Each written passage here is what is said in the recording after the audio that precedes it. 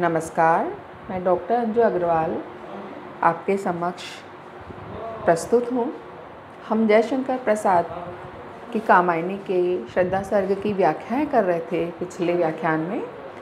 आगे हमारे पाठ्यक्रम में जयशंकर प्रसाद कृत आंसू के कुछ चयनित अंश हैं, उन चयनित अंशों की हम व्याख्या करेंगे। जयशंकर प्रसाद झरना के बाद आंसू में अपनी समस्त शक्तियों के साथ हर भावना का पराग समेटे हुए, सारी विविधताओं का समन्वय किए हुए आंसू में उन्होंने बहुत ही प्रौढ़ और श्रेष्ठ कृति आंसू के रूप में हमको प्रदान की है। आंसू वास्तव में कवि की प्रौढ़ अमृतवाणी है, जिसमें न केवल इस कवि रूप का कलात्मक विकास हो चुका है, बल्कि जिसके सजग मानस ने जीवन के घात प्रतिघात को अत्यंत चेतन ढंग से सहा है, जिसने कल्पना और दर्शन के विरक्त कोठों में अपने आप को सुरक्षित नहीं रखा है, बल्कि जीवन के संघर्षों को अपने आप को पूरी तरह देकर कटु और मधुर अनुभवों को संचित किया है। यही संचित अनुभव जो हैं आंसू के गीत के रूप में प्रसाद जी ने गाए हैं, ये हम कह सकते हैं। उनके वास्तविक जीवन की तपन है। ये तपन उनमें किसी आध्यात्मिक या रहस्यवादी चेतना को अगर आंसू में हम ढूंढते हैं तो वो भ्रांति है। कवि की वेदना वास्तव में लौकिक है। काव्य में उस प्रियतम का जो कि बिछुड़ चुका है, स्पष्ट रूप में न आकर केवल सांकेतिक रूप से आना या किसी रहस्यवादिता का नहीं, बल्कि कवि के कलात्मक विकास का परिचायक है। मूल रूप से जो जलन या वेदना कवि के अंतर को मथ रही है, उसका रूप लौकिक है। उसी ने घनीभूत होकर कवि मस्तिष्क पर वो छा गई है और दुर्दिन में आंसू बन करके बरस पड़ी है। तो यहाँ पर कवि के गत जीवन में ऐसा कोई प्रेम वैभव रहा है, उसका ऐसा कोई प्रेम से परिपूर्ण अतीत रहा है जो कि अब नहीं है, अब ख़त्म हो चुका है, प्रेम टूट चुका है। और उस प्रेम के टूटने से उनके मन को बहुत ही गहरी ठेस लगी है। तो उस ठेस लगे हुए कवि की जो वेदना है, वह वेदना आंसू में आकर एक उदात्त रूप प्राप्त कर लेती है। उदात्त रूप वेदना जो है वो प्रसाद के प्रौढ़ बौद्धिक और दार्शनिक चिंतन का प्रतिरूप है। तो यहाँ पर कवि की वेदना से परिपूर्ण यह रूप हमारे समक्ष आता है। कवि का जो कि करुण भावनाओं की भूमि पर जो बीती बातें हैं, उन बीती बातों से आंसू का प्रारंभ होता है। करुणा की भूमि पर आंसू का प्रारंभ होता है। कवि के एक मधुर और रस से परिपूर्ण अतीत है जो कि अब नहीं है, और उसी के अभाव में कवि रोता हुआ हमारे समक्ष हमको दिखाई देता है। कवि प्रसाद जो है, उनका आंसू का प्रारंभ हमारे पाठ्यक्रम में जो सम्मिलित है वो यहाँ से प्रारंभ हो रहा है। रो रो कर सिसक कर कहता मैं करुण कहानी, तुम सुमन नोचते सुनते करते जानी अनजानी। मैं बल खाता जाता था मोहित बेसुध बलिहारी, अंतर के तार खिंचे थे तीखी थी तान हमारी।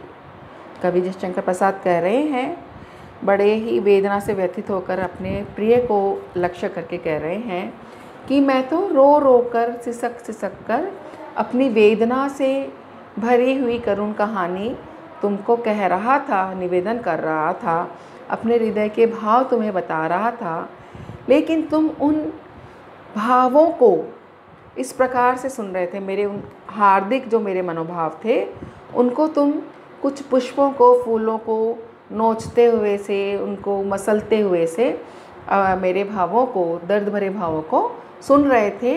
एक प्रकार से तुम मेरे उन मार्मिक भावों की उपेक्षा कर रहे थे, अनदेखी कर रहे थे। तुम्हें मेरी पीड़ा का एहसास ही नहीं हो रहा था।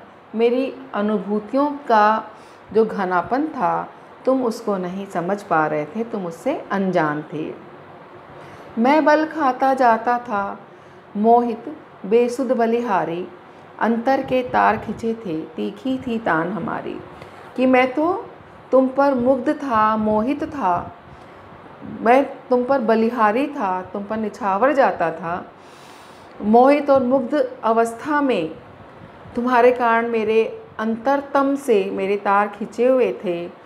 तुम्हारे प्रति बहुत ही प्रेमिल भावनाएं थी, मेरी मधुर भावनाएं थीं, लेकिन तुम तो अपनी तीखी ही तान से तुम मेरे प्रति विरक्त थे। मैं तो तुम्हारे लिए बहुत तीखी तान लिए हुए था, तीखे भाव लिए हुए था प्रेम के, लेकिन तुम निरंतर मेरे इन भावों को अनसुना करती रही, अनदेखा करती रही, अनजान बनी रही और मेरी भावनाएं और अधिक प्रबल होती ही चली गई। मेरा ये प्रेम तुम्हारे अनदेखा करने के बावजूद भी कम नहीं हुआ। तो यहाँ पर विरह व्यथा से पीड़ित हैं कवि और अपनी भावनाओं की उपेक्षा होने के बावजूद भी उन भावनाओं का तीखापन कम नहीं हो रहा है। यही वेदना व्यथा यहाँ पर कवि रो रो करके सुना रहा है। तो यहाँ पर प्रिय मिलन की जो स्मृतियाँ हैं प्रसाद की, उन प्रिय स्मृतियों को बहुत ही सुंदर तरीके से इन्होंने चित्रित किया है।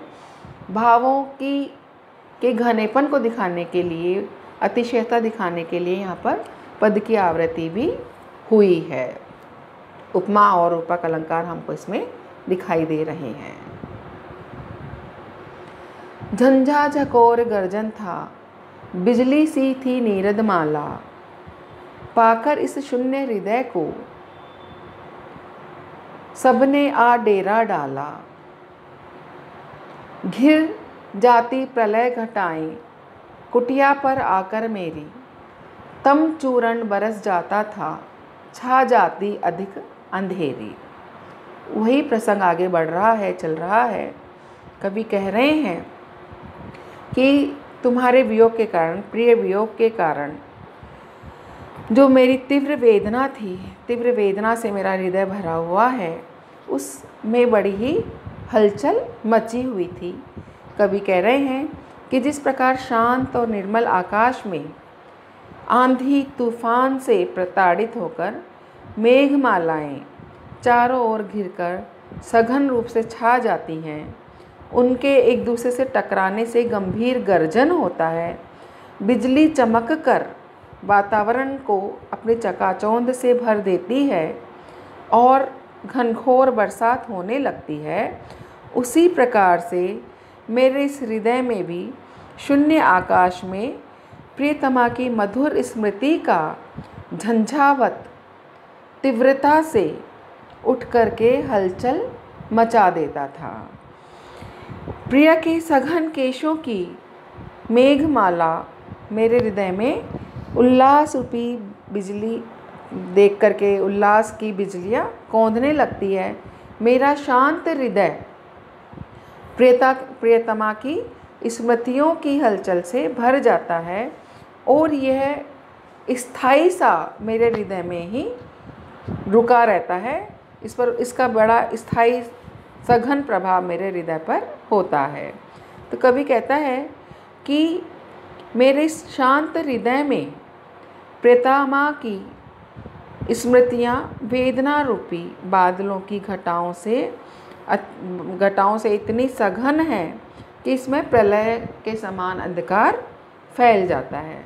ऐसे लगता है मानो प्रलय की घटाएं आ गई हों।